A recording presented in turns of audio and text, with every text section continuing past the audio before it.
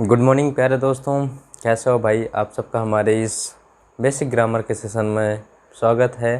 प्यारे दोस्तों, ये हमारा बेसिक ग्रामर का पार्ट चल रहा है और जिसमें मैं आपको टेंस पढ़ा रहा हूँ। दोस्तों, टेंस में भी हम प्रेजेंट इंडेफिनिट टेंस की कुछ प्रमुख बातों को सीख रहे हैं।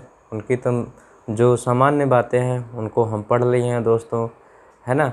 अब कुछ विशेष बातें हैं जहाँ पर हम प्रेजेंट इंडेफिनिट टेंस का प्रयोग करते हैं, जहाँ पर उनका भावार्थ यानी कि इन फ्यूचर नियर फ्यूचर का सेंस देता है, लेकिन उनका यूज हम प्रेजेंट के इंडेफिनिट टेंस में करते हैं। या फिर जो है किसी चीज़ की प्रवृत्ति हो, किसी चीज़ का नेचुरल टेम्परामेंट हो, यूनिवर्सल ट्रूथ हो, है ना दोस्तों, या इंस्टिंक्ट हो, सहज ज्ञान हो, तो ये सारी प्रवृत्ति जो हैं जहाँ पर किसी सेंटेंस से हमको निकलता है उसके बारे में हम थोड़ा बहुत सीख रहे हैं। जैसे कि मैं कह दूँ आइस इज़ कोल्ड, मैंने थोड़ा सी कल पिछले वाले वीडियो में चर्चा की थी दोस्तों, तो वो ही मैं डिस्क्राइब कर रहा हूँ। जैसे मैं कह दूँ ice is cold.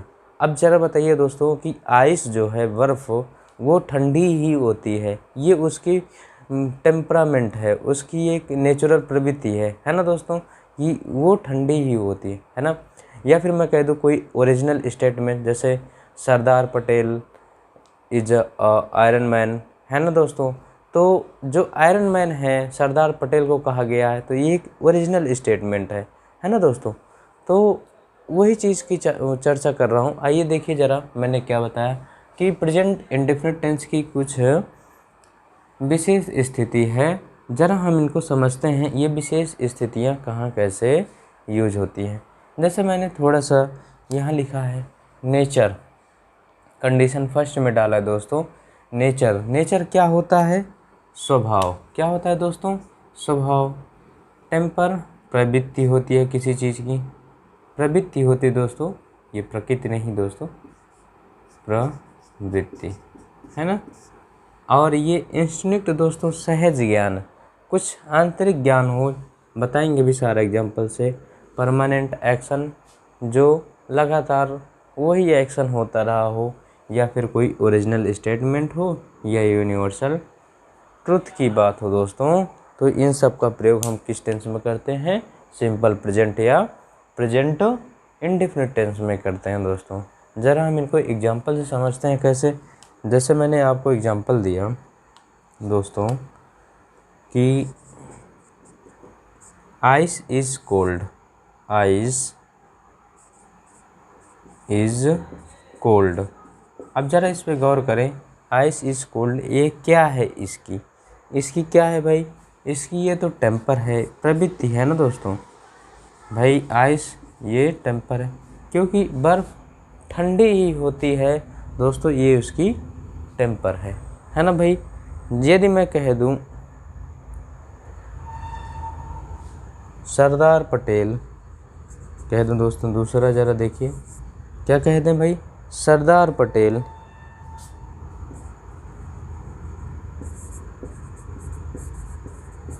Sardar Patel is known as iron man in India. बताइए भाई ज़रा, आयरन मैन इन इंडिया। तो ये आपको क्या लग रहा है? सरदार पटेल को जाना जाता है आयरन मैन इन इंडिया, यानी लौह पुरुष जाना जाता है। तो ये दोस्तों हमारे एक ओरिजिनल स्टेटमेंट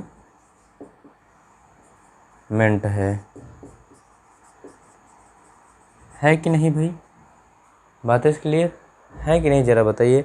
ऐसा ये कहा जाता है, कहा जाता था, कहा जाता है, आगे भी कहा जाएगा, है ना भाई। अब चलिए ज़रा नेक्स्ट एग्जांपल समझते हैं इनको ज़रा थोड़ा सा भाई हम इरेज करते हैं, उसके बाद हम आपको कुछ और एग्जांपल देते हैं। देखिए भाई ज़रा,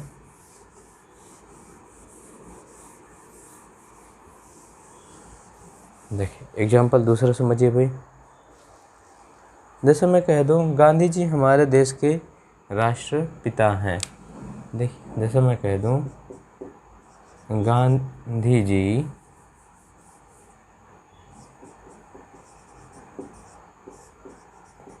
हमारे देश के राष्ट्रपिता हैं। अब ज़रा ये बताइए भाई, अब ये तो बदलेगा तो है नहीं कि बदल जाएगा भाई। गांधी जी हमारे देश के राष्ट्रपिता हैं, क्या ये बदल जाएगा? नहीं बदलेगा ना। तो दोस्तों ये भी क्या हो सकता है, ज़रा सोचिए हमारा क्या है।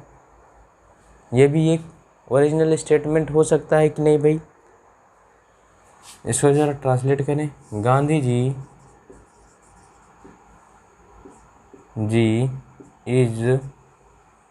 इज क्या है भाई? राष्ट्रपिता हैं।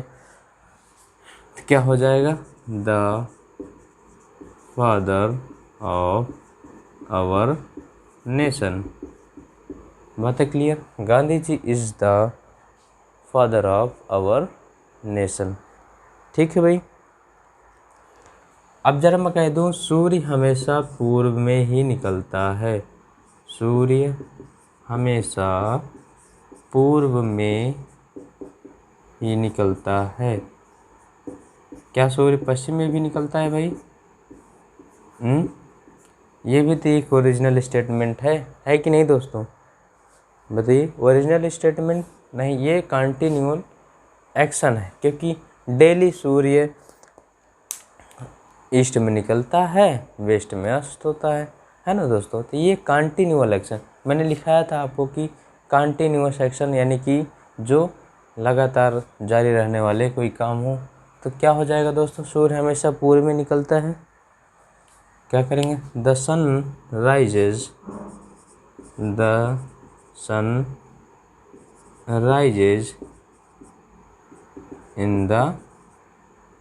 सन राइजेज, या जिसको हमेशा के लिए कह दें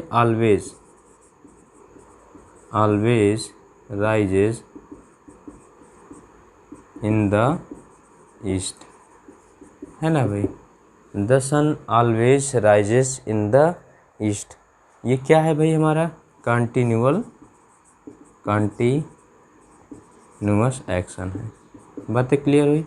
या मैं कह दूं, पृथ्वी अपने अक्ष पर घूमती है ना भाई? तो ये भी हमारा क्या हो जाएगा?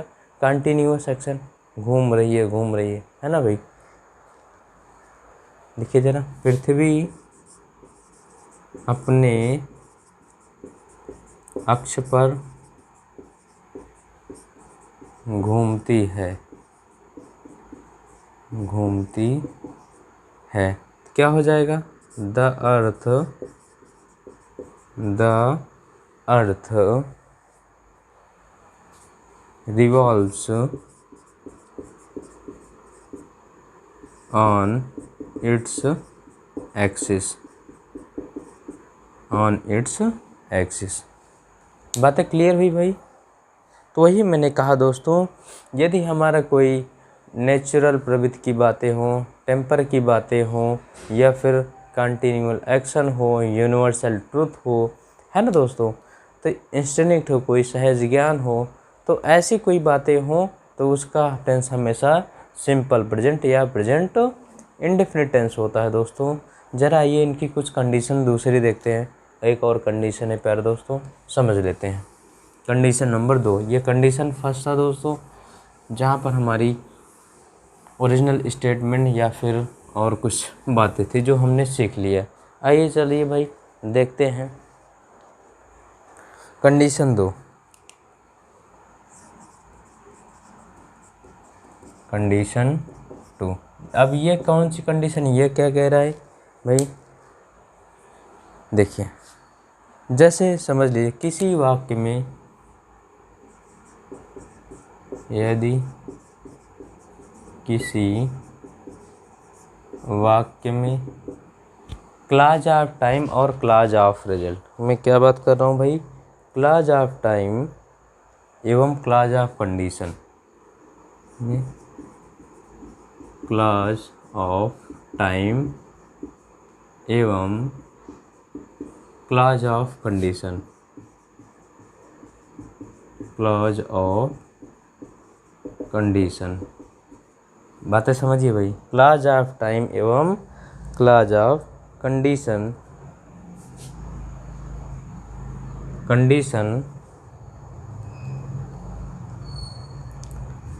हमेशा कंडीशन का भाव प्रकट हो, का भाव प्रकट हो तो इन वाक्यों का tense simple present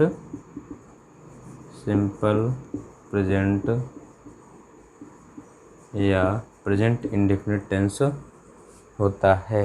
simple present या प्रेजेंट इंडेफिनिट टेंस में होता है। प्रेजेंट इंडेफिनिट टेंस में होता है। अब ज़रा हम इनको समझते हैं भाई, क्या ये कह रहा है। मैं कह रहा हूँ क्लॉज ऑफ टाइम और क्लॉज ऑफ कंडीशन, है ना भाई।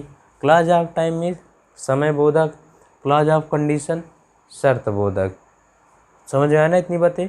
समय बोधक और शर्त बोधक की बातें हो रही हैं भाई। और इनका टेंस जब ऐसा आए तो इनका टेंस सिंपल प्रेजेंट या प्रेजेंट इंडेफिनिट टेंस की बातें करेगा। ज़रा समझिए भाई। मैं कह दूं यदि आप कठिन परिश्रम करेंगे, मैंने कहा एग्जाम्पल के रूप में, यदि आप कठिन परिश्रम करेंगे,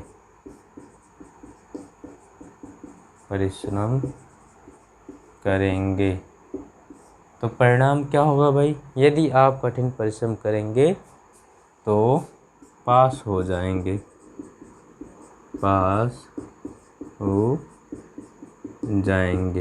अब ज़रा देखिए भाई, हो जाएंगे, बताइए भाई ज़रा देखिए।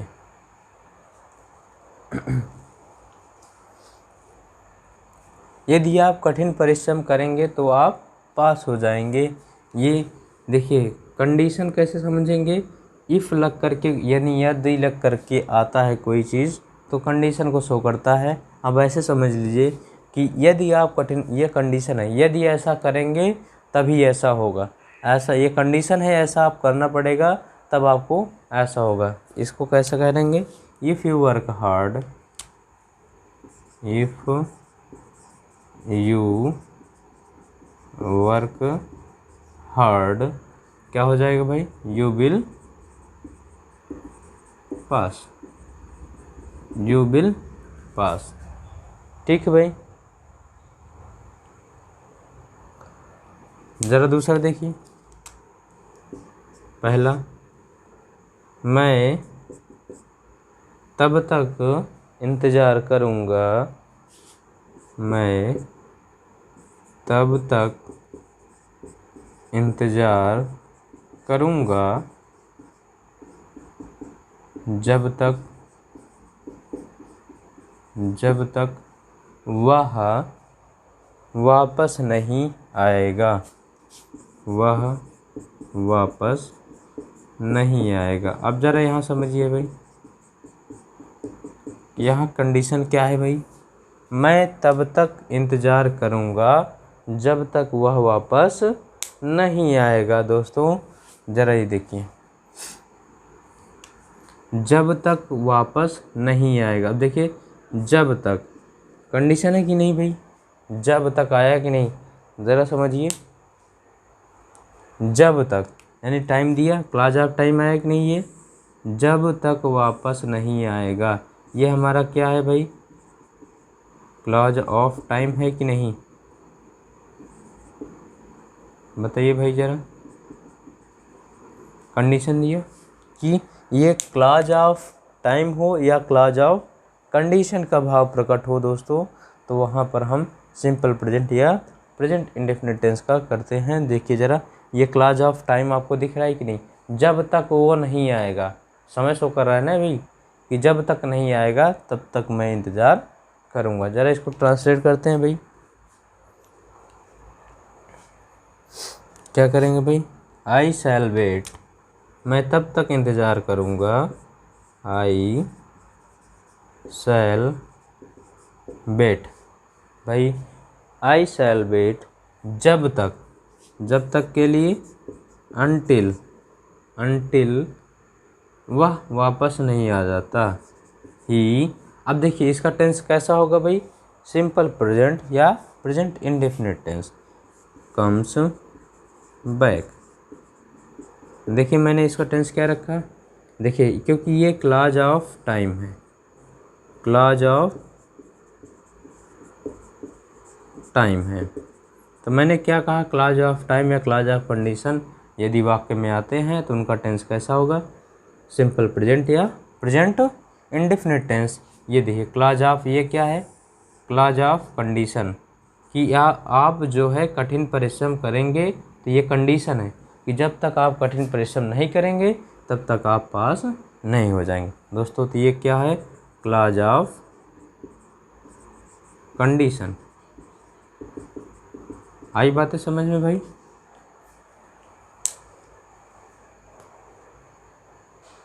बताइए, बातें क्लियर हुई कि नहीं दोस्तों? कि clause of time, clause of condition यदि वाक्य में आते हैं तो उनका प्रेजेंट हमेशा, उनका टेंस हमेशा सिंपल प्रेजेंट या प्रेजेंट इंडेफिनिट टेंस होता है, किसी कोई डाउट नहीं होना चाहिए। आगे चले भाई, बताइए ज़रा।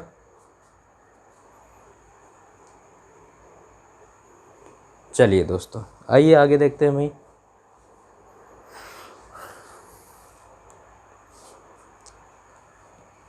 अब चलते हैं दोस्तों, ये हमारा प्रेजेंट इंडेफिनिट टेंस समाप्त हुआ।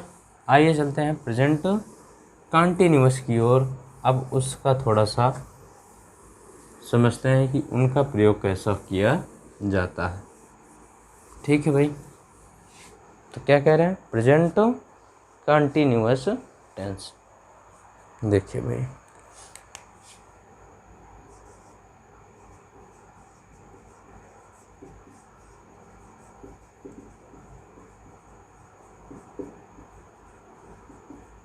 प्रेजेंट कंटिन्यूअस टेंस, भाई ज़रा ऐसे समझ लीजिए। अब प्रेजेंट कंटिन्यूअस टेंस, मैंने क्या कहा, प्रेजेंट मिस होता है दोस्तों वर्तमान, कंटिन्यूअस मिस होता है जारी रहना, और टेंस मिस होता है समय। यानी कि वर्तमान समय में जो चीज़ जारी रहे, वर्तमान समय में जो चीज़ जारी रहे दोस्तों, वही हमारा क्या होता है, वर्तमान जारी रहना समय, उसी को हम कंटिन्यूअस कहते हैं। ठीक है भाई, आइए ये तो छोटी सी बात थी, आइए चलो समझते हैं भाई थोड़ा सा। देखिए दोस्तों ज़रा समझिए, यहाँ पर प्रेजेंट इंडेफिनिट टेंस होता क्या है। अब प्रेजेंट इंडेफिनिट टेंस समझने के लिए इनमें ज़रा इनको हम अफर्मेटिव की बातें समझते हैं। इनके अफर्मेटिव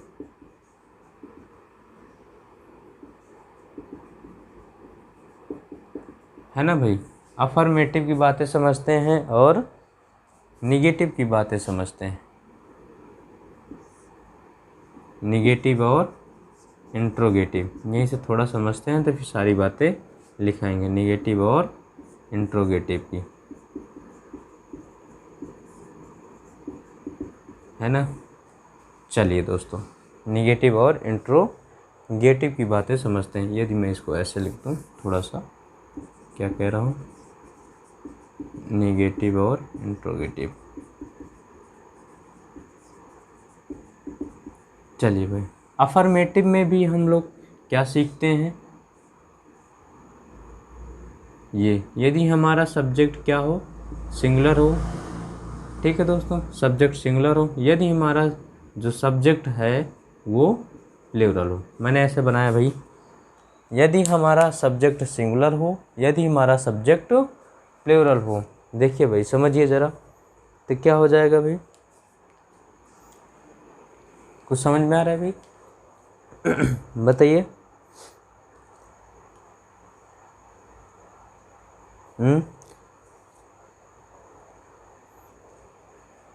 सब्जेक्ट, तो उसके बाद देखिए दोस्तों, सब्जेक्ट के बाद आना चाहिए हमारी क्रिया, क्या आती है, मेन वर्ब की फर्स्ट फॉर्म आती है दोस्तों। फर्स्ट फॉर्म में क्या लगा देते हैं हम, आईएनजी, क्योंकि हमने आपको शुरू में ही बताया दोस्तों कि जब भी इंडेफिनिट की चर्चा होती है, एक बार फिर से बता देता हूँ मैं, देखिए जरा भाई, इंडेफिनिट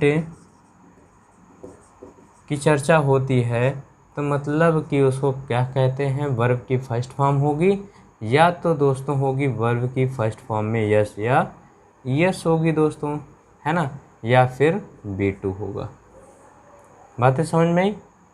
बी टू होगा। इंडेफिनिट टेंस कॉन्टिन्यूअस में हम क्या सीखते हैं, कॉन्टिन्यूअस में ये सीखते हैं कि हमेशा मेन वर्ब की फर्स्ट फॉर्म में क्या लगा होगा, आईएनजी लगा होगा दोस्तों, ये बातें।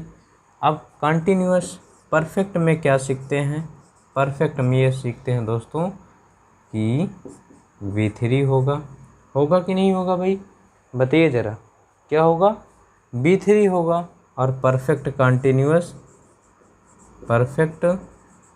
कॉन्टिन्यूअस ये क्या है भाई, अब यहाँ परफेक्ट भी है और कॉन्टिन्यूअस भी है ना भाई, परफेक्ट भी है और कॉन्टिन्यूअस भी है, दो एक्शन हो रहा है, यानी कि दो समय है इसमें, परफेक्ट भी है कॉन्टिन्यूअस है।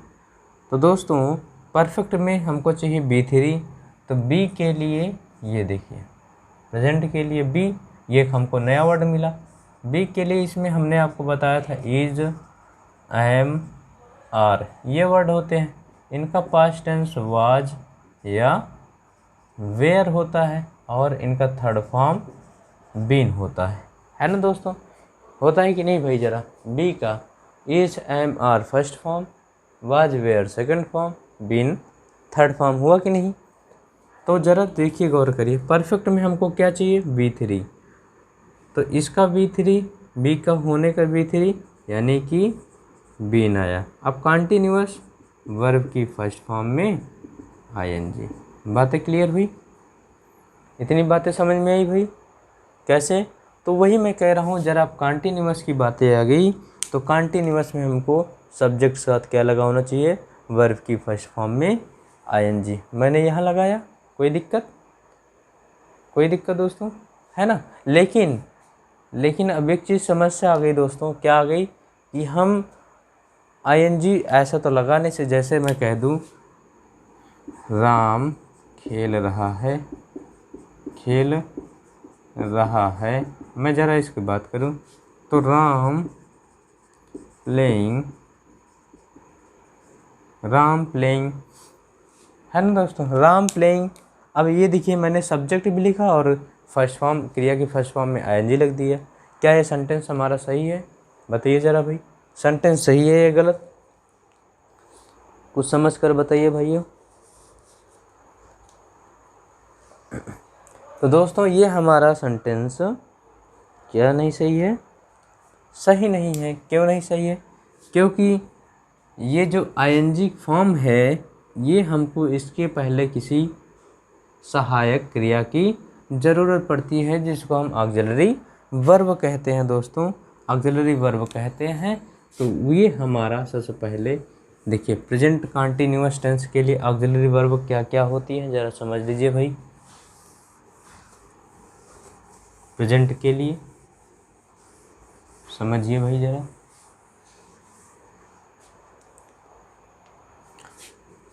इसके लिए इज, एम और आर, इसी के साथ जो है वर्ब की फर्स्ट फॉर्म में आईएनजी लगा देने पे हमारा क्या बन जाता है, प्रेजेंट कॉन्टिन्यूअस एक्शन बन जाता है।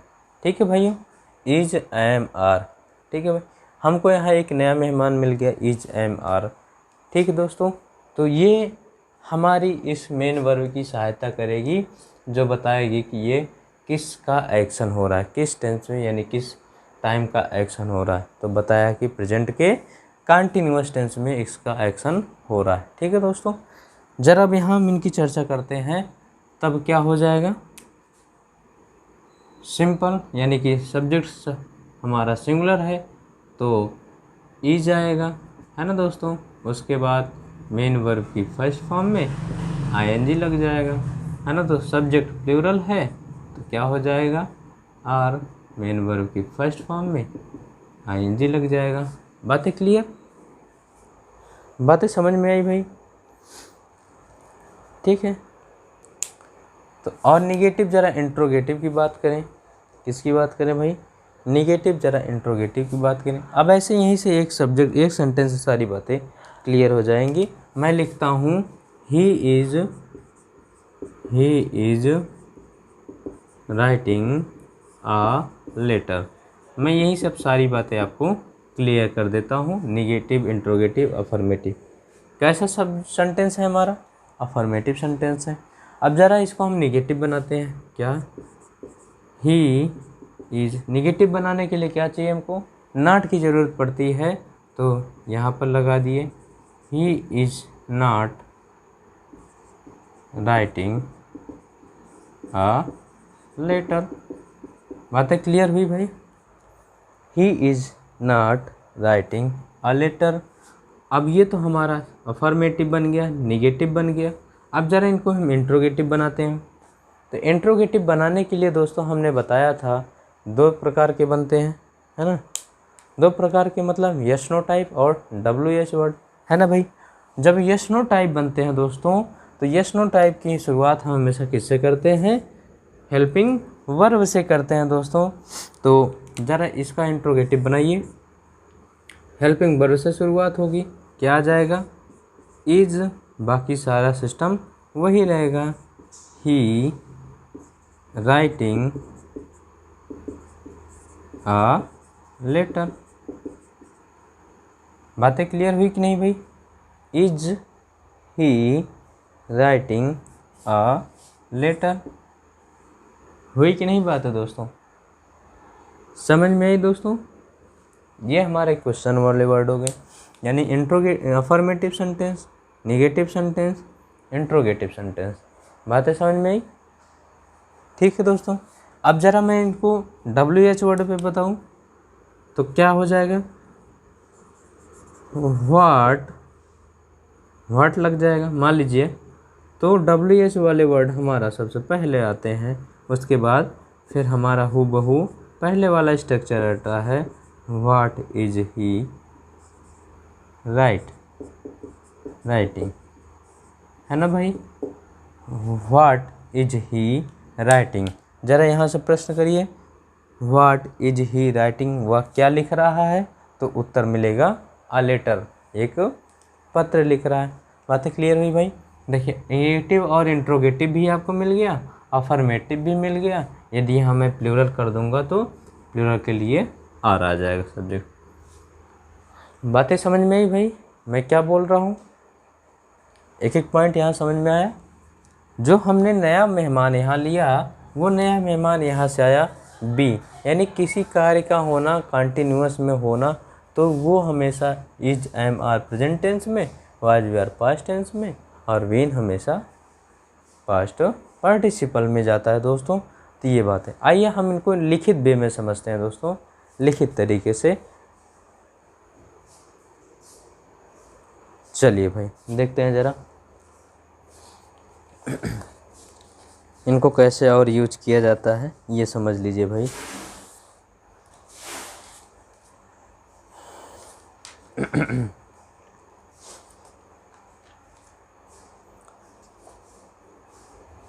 देखिए दोस्तों,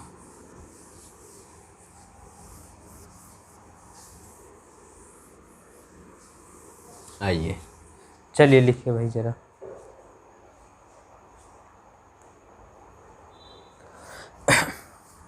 पहचान देखिए, इस टेंस के द्वारा वर्तमान समय में लिखने वाली बातें भाई, इस टेंस के द्वारा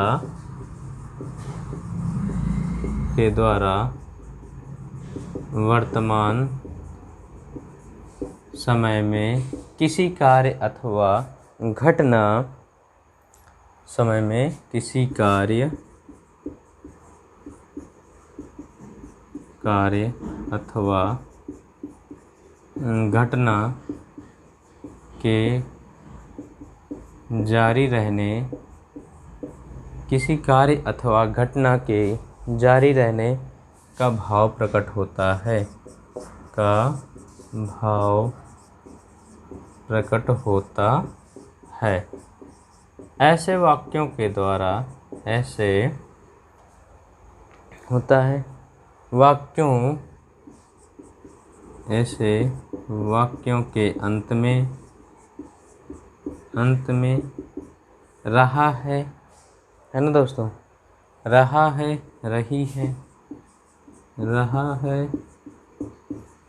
रही है, रहे हैं इत्यादि है ना भाई, इत्यादि शब्द आते हैं, शब्द आते हैं। क्या आता है भाई? रहा है, रही है, रहे हैं, उसके लिए इतने शब्द आते हैं। जरा इसका रूल नंबर फर्स्ट देखिए भाई। रूल नंबर फर्स्ट ये कह रहा है कि सिंगुलर नंबर सब्जेक्ट के साथ सिंगुलर नंबर सब्जेक्ट के साथ, अब समझ गए होंगे सिंगुलर नंबर सब्जेक्ट के साथ क्या होगा भाई। इज सिंगुलर नंबर सब्जेक्ट के साथ इज प्लूरल नंबर सब्जेक्ट के साथ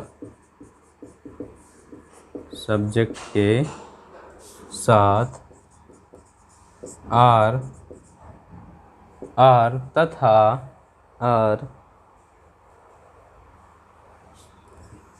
एवं आई के साथ अहम है ना भाई। सब लिख लीजिएगा भाई, आई के साथ अहम तथा मेन वर्ब की फर्स्ट फॉर्म में मेन वर्ब की फर्स्ट फॉर्म में आईएनजी का प्रयोग करते हैं, आईएनजी का प्रयोग किया जाता है, आईएनजी का प्रयोग किया जाता है। देखिए दोस्तों, मैंने क्या बताया आपको, ध्यान समझिए भाई गौर से, कि यदि सिंगुलर नंबर सब्जेक्ट आया, सिंगुलर नंबर सब्जेक्ट में दोस्तों ही, सी, इट, राम, चाम, गीता, सीता, यानी कि जो भी हमारा थर्ड पर्सन है वो सिंगुलर नंबर में आएगा तो उसके लिए इज, प्लूरल नंबर में आएगा तो आर, और आई के साथ एम आता है दोस्तों, मेन वर्ब की फर्स्ट फॉर्म का प्रयोग किया जाता है। जैसे देखिए, मैंने आपको थोड़ी सी चर्चा की होगी दोस्तों, जब आपको ऑक्सिलरी वर्ब पढ़ा रहा था दोस्तों, मैं आपको फिर से अगेन यहाँ पर थोड़ी सी बता देता हूँ कि जब मैं ऑक्सिलरी वर्ब पढ़ा रहा था दोस्तों, तो वहाँ पर मैंने आपको इस यानी कि वर्ब और टेंस और नंबर के रूप में कुछ बातें बताई हैं जो आप लोग जानते होंगे, है ना। यदि हमारी इज क्रिया है तो किस टेंस में जाती है? प्रेजेंट टेंस में जाती है। प्रेजेंट में जाती है, किस नंबर की है?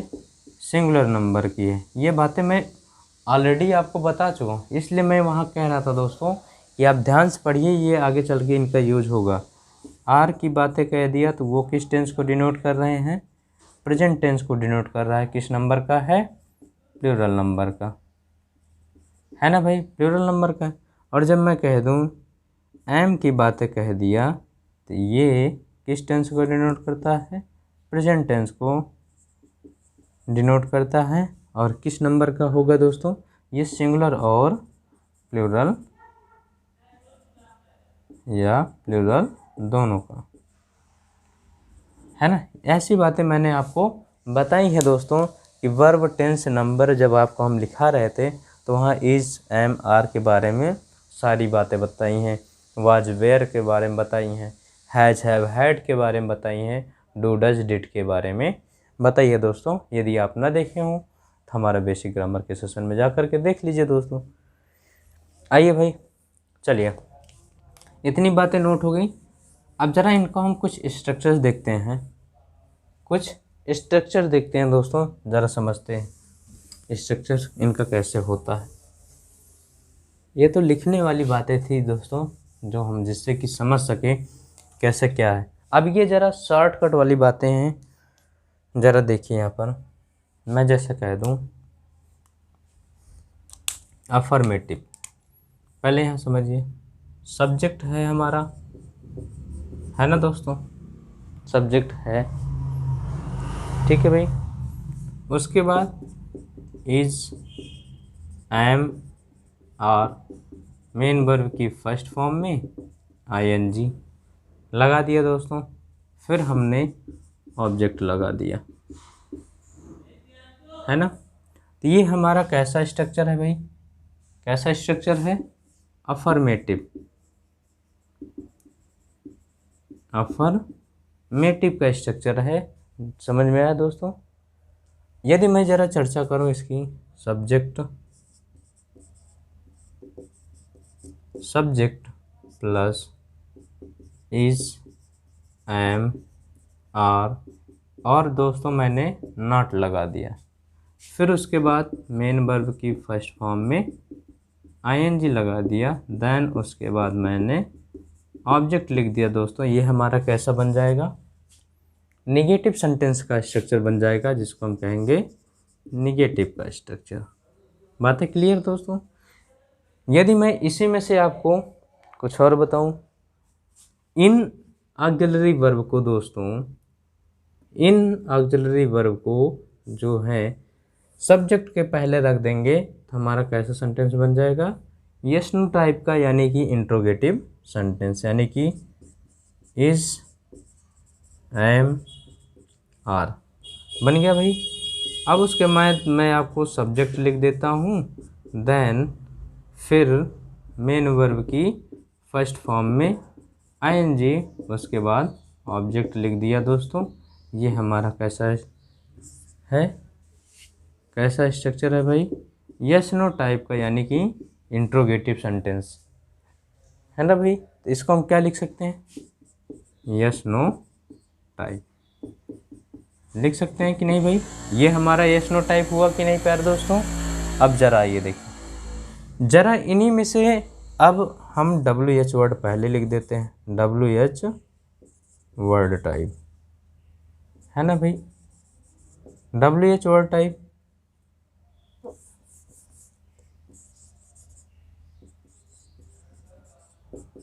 ये अब ये जो WH वर्ड है, यानी कि इंट्रोगेटिव वर्ड है, जो हमारे शुरू में आते हैं, उसके बाद दोस्तों क्या आता है, हेल्पिंग वर्ब।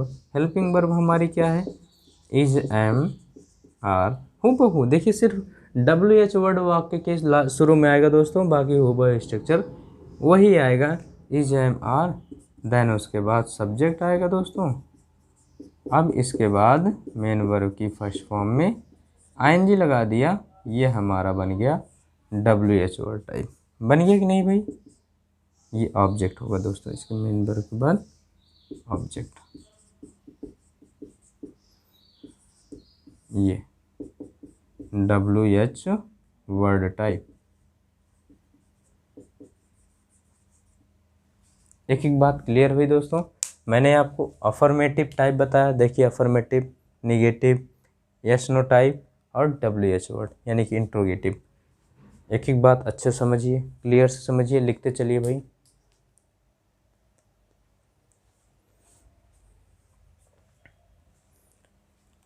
है ना दोस्तों। आइए चलिए भाई आगे चलते हैं इसी क्रम में। अब देखते हैं, अब हम इनमें से एक एक बातें सीखेंगे। पहले अफर्मेटिव सीखेंगे, निगेटिव सीखेंगे, फिर yes no type, WH word यानी इंट्रोगेटिव, फिर इंट्रोगेटिव, निगेटिव सीखेंगे दोस्तों। यदि हमको इनको निगेटिव बनाना होगा तो कैसे बनाएंगे, देखिए मान लीजिए ये तो निगेटिव बना, इंट्रोगेटिव को निगेटिव बनाना होगा दोस्तों, तो यहीं पर इसको भी समझ लेते हैं कैसे बनाएंगे। जरा इसको निगेटिव बनाना होगा दोस्तों, तो हम क्या करेंगे, सब्जेक्ट के बाद और मेन वर्ब से पहले क्या लगा देंगे, नॉट वर्ड लगा देंगे। ये हमारा क्या बन जाएगा, निगेटिव।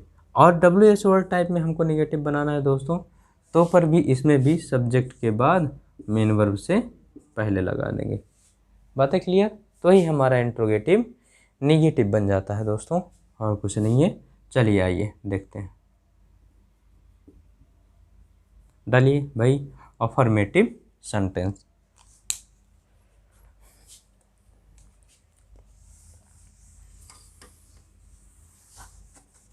Affirmative sentence.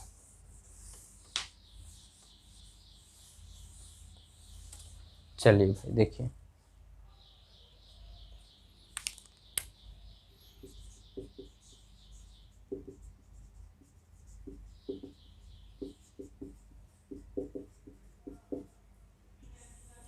ऐसे वाक्यों में देखिए भाई, जरा सारी बातें तो हमने जानकारी कर ली है, अब जरा सीखते हैं, लिखते हैं। ऐसे वाक्यों में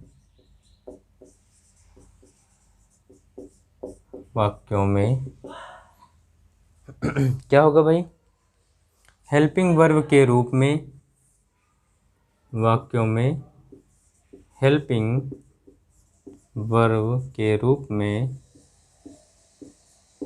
क्या आता है भाई, अब आप लोग परिचित हो गए होंगे। क्या आता है भाई, रूप में आई के साथ हमेशा क्या आता है, एम आता है कि नहीं आता है दोस्तों, ज़रा बताइए भाई। एम आता है, आई के साथ एम, ही सी इट, तथा अन्य सिंगुलर नाउन के साथ, अन्य सिंगुलर नाउन के साथ क्या आएगा भाई, इज आएगा कि नहीं आएगा। अन्य सिंगुलर नाउन के साथ इज। अब ज़रा देखिए भाई, यू, वी, दे तथा अन्य प्लूरल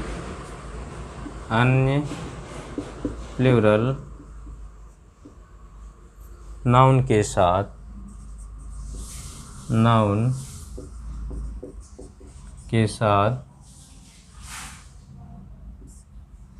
क्या आ जाएगा भाई, आर का प्रयोग किया जाता है,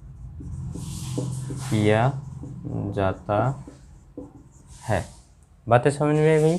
देखिए मैंने आपको पूरा ओवरव्यू दे दिया, मतलब कि ऐसे समझ लीजिए कि he she it, you we they I, he she it के साथ इज, यू वी दे के साथ आर, इज आई के साथ एम, है ना भाई, के साथ ये सब यूज होते हैं दोस्तों। ये प्लूरल के साथ आर, सिंगुलर के साथ इज, आई के साथ एम का प्रयोग किया जाता है प्यारे दोस्तों।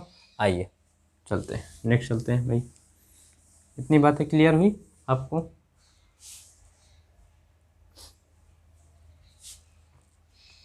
ठीक है भाई, चलिए देखिए स्ट्रक्चर जैसे मैंने आपको बनवाया ही था, समझ सकते हैं कि सब्जेक्ट होगा और उसमें क्या होगा दोस्तों, मेन वर्ब की, यानी कि इज एम आर होगा, इज एम आर होगा, और हमारा मेन वर्ब की फर्स्ट फॉर्म में आईएनजी होगा, ऑब्जेक्ट होगा। ये हमारा अफर्मेटिव सेंटेंस का स्ट्रक्चर है दोस्तों, आप इनको नोट कर लीजिए। ठीक है भाई, चलिए ज़रा एग्जाम्पल समझते हैं। जैसे मैं कह दूं, किसान खेत जोत रहा है, किसान खेत जोत रहा है, ये क्या हो जाएगा भाई, किसान खेत जोत रहा है, क्या हो जाएगा भाई, द फार्मर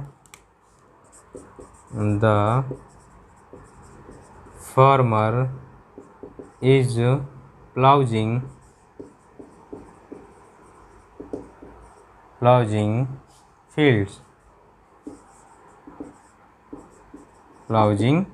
फील्ड्स। ठीक है भाई, किसान खेत जोत रहा है। जैसे मैं कहता हूँ धोबी कपड़ा धुल रहा है। धोबी कपड़ा धुल रहा है। क्या हो जाएगा भाई? वॉशरमैन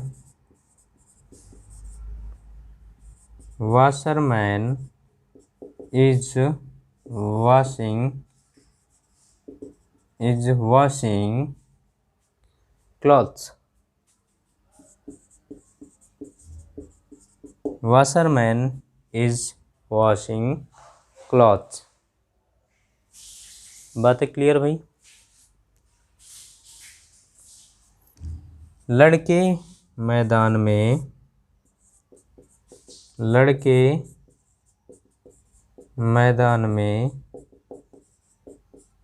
हॉकी का खेल रहे हैं। हॉकी खेल रहे हैं, ऐसे लिख सकते हैं, खेल रहे हैं। क्या हो जाएगा भाई? Boys are playing. क्या भाई? Boys are playing hockey. कहाँ खेल रहे हैं भाई? In the field. ठीक है भाई, इन द फील्ड। बातें क्लियर हुई दोस्तों? देखिए अब यहाँ समझने के लिए द फॉर्मर सब्जेक्ट है कि नहीं? द फॉर्मर सब्जेक्ट इज यहाँ का ऑक्सिलरी वर्ब। देखिए मेन वर्ब की फर्स्ट फॉर्म में आईएनजी लगा हुआ है, उसके बाद ऑब्जेक्ट। यहाँ पर भी हमारा सब्जेक्ट इज वॉस, यानी कि मेन वर्ब फर्स्ट फॉर्म में आईएनजी ऑब्जेक्ट। यहाँ पर भी देखिए बॉयज है दोस्तों, लड़के, सिंगुलर हो गया कि प्लूरल? प्लूरल हो गया, कई लड़के हैं, आर लग गया।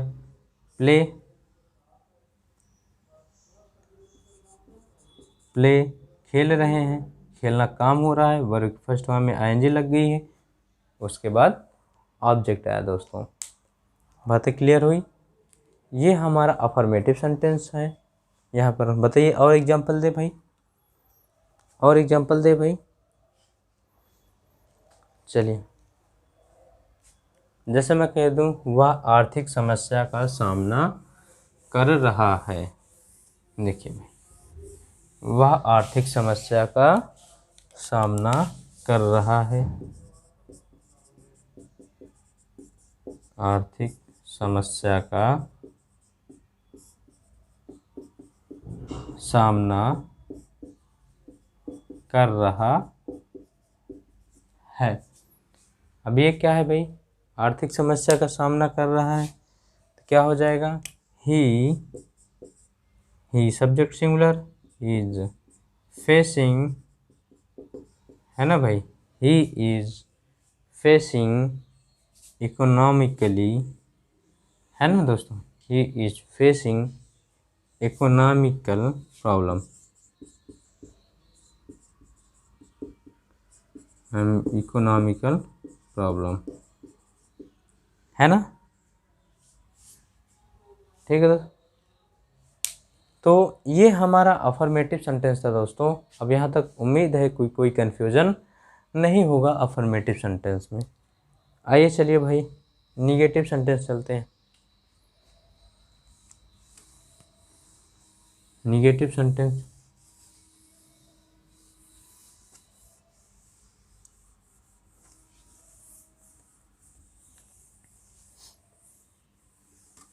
निगेटिव सेंटेंस देखिए,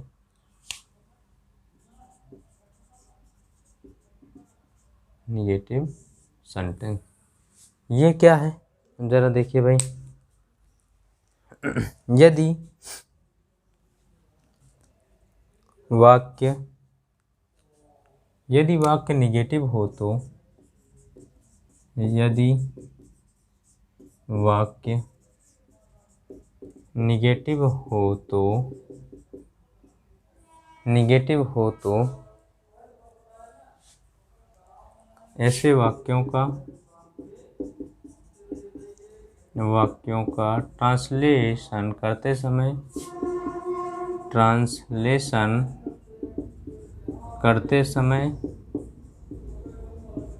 समय नॉट का प्रयोग करते समय हेल्पिंग वर्ब और मेन वर्ब के बीच में नॉट शब्द का प्रयोग कर दिया जाता है। नॉट शब्द का प्रयोग कर दिया जाता है। मैंने कहा भाई हेल्पिंग वर्ब और मेन वर्ब के बीच में नॉट शब्द का प्रयोग कर दिया जाता है। जैसे कि मैं कह दूं, वह आर्थिक समस्या का सामना नहीं कर रहा है। एग्जाम्पल समझते हैं भाई।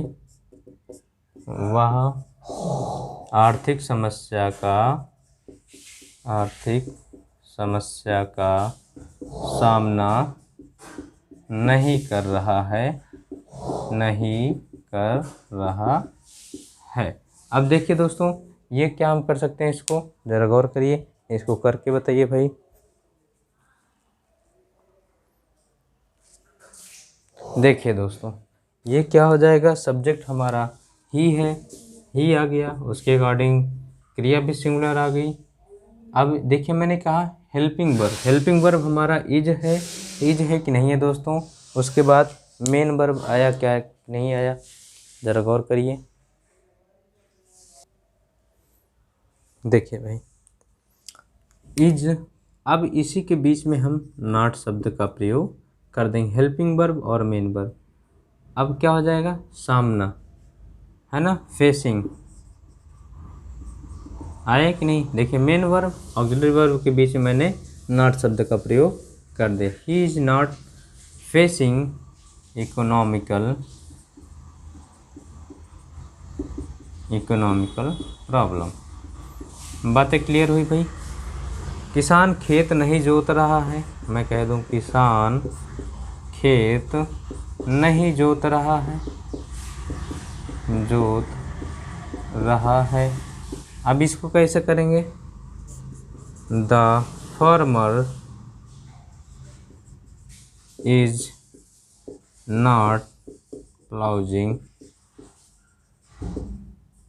फील्ड, है ना भाई। किसान खेत नहीं जोत रहा है।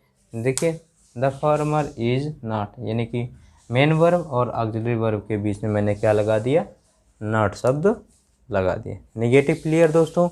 आइए चलते हैं हम जरा इंट्रोगेटिव की बातें करते हैं। ठीक है भाई, इंट्रोगेटिव की बातें हम नेक्स्ट वीडियो में करेंगे दोस्तों।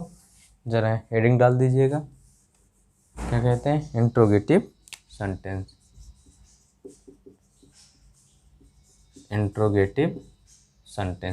क्योंकि इनमें हम आपको यस नो टाइप और WH वर्ड दोनों बताएंगे। तो हम मिलते हैं नेक्स्ट वीडियो में, तब तक के लिए thanks for watching, thank you.